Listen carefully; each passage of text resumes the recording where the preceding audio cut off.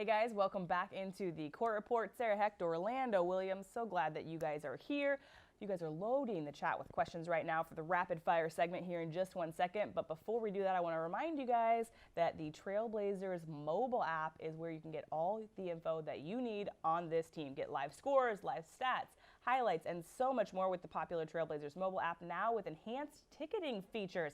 Access the Trailblazers mobile app on Android and Apple devices, including tablets. Go ahead and go to trailblazers.com/mobile for more information and download that app today. You can get all the videos, all Casey's stories, all kinds of really good stuff. So make sure you pop that down. And Jamie, welcome to the show. We haven't seen you. It's only the second one. I'm surprised that we haven't seen you now. So welcome back, my friend.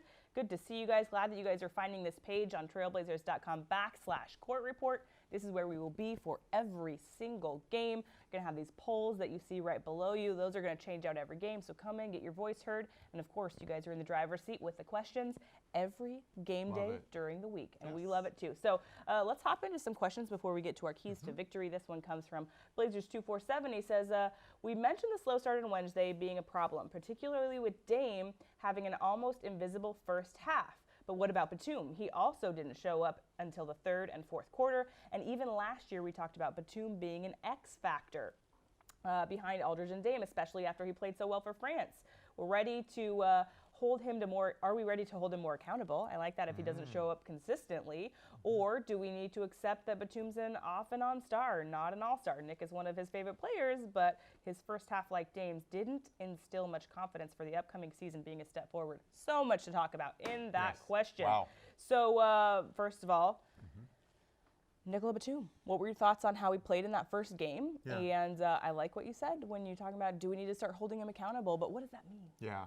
Well, I think the reality with Nick is you're going to get a player who has just kind of an even demeanor, irrespective of the scenarios. I mean, we've seen Nick at his absolute best where he's just on fire and he's knocking down shots. He's the same person. We've seen him when he struggled, when he hasn't made shots and he's turned the ball over. He's the same person. I think the reality of Nick is that if we're using the adage that history is the best predictor of future performance, is that what we're going to get from Nick is a guy who stuffs the stat sheet, does a good job distributing the basketball, does a good job defending, does a good job of shooting the basketball, and that's really what we're going to expect from him. Holding him accountable is just that we say mentally, make sure you're ready for every outing. That's it. Here's my response. I don't think that Nick is the guy that's going to be the flashy superstar.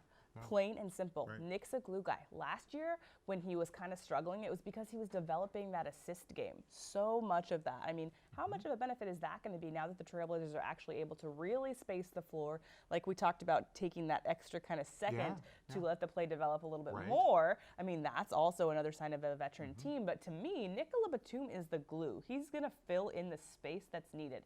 If it's not a night that you need scoring because he's facilitating, absolutely. If it's a night that he needs to be focused on defense and not necessarily scoring all that much, also, I agree. But so much of what we do is reading in the stat sheets just how many points a guy scores. And is that his contribution? Because so many times, that's not necessarily what Nicolas is going to be. On the nights that we absolutely need him to do that, will he do it? Sure. We saw him do the same. We saw him do it on Wednesday.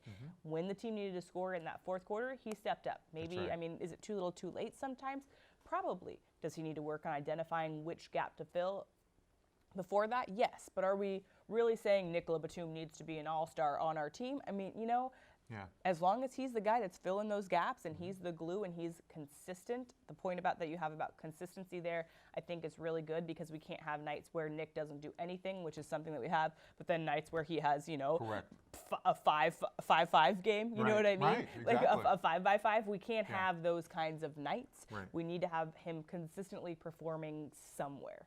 And I think that it's okay for that to be different depending on the game situation. It's not fair to grade him on one category. That's just simply not fair for him, because he brings so much to the table.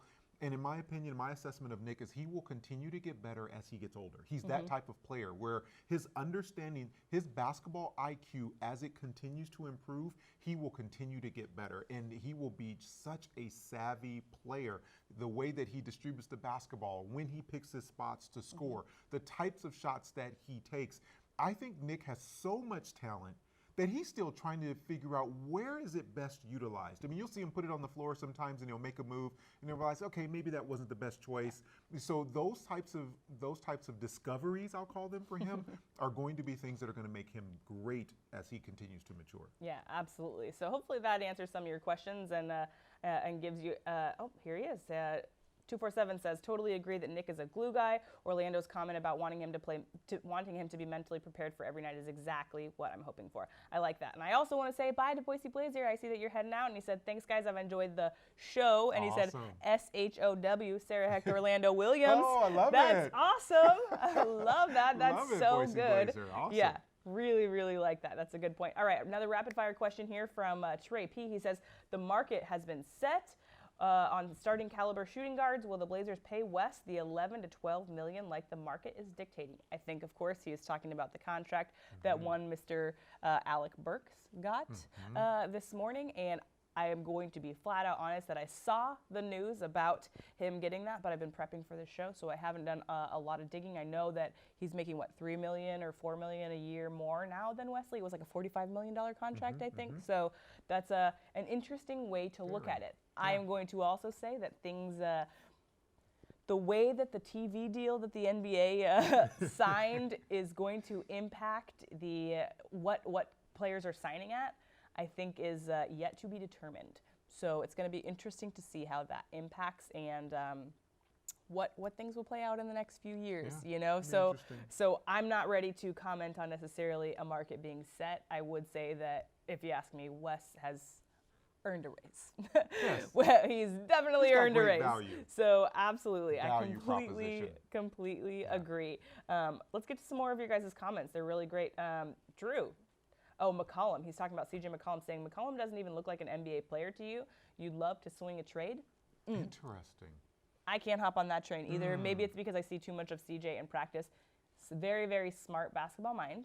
I think that maybe we're jumping ahead saying, oh, we haven't seen enough because we didn't see a lot of him last year because of that injury. And we're not seeing a ton of him yet this year, but he's going to be a rotation guy. Right. So you better get used to him being a rotation guy. And he's in a tough spot because the reality of it is that Portland fans love the people's champ in Will Barton.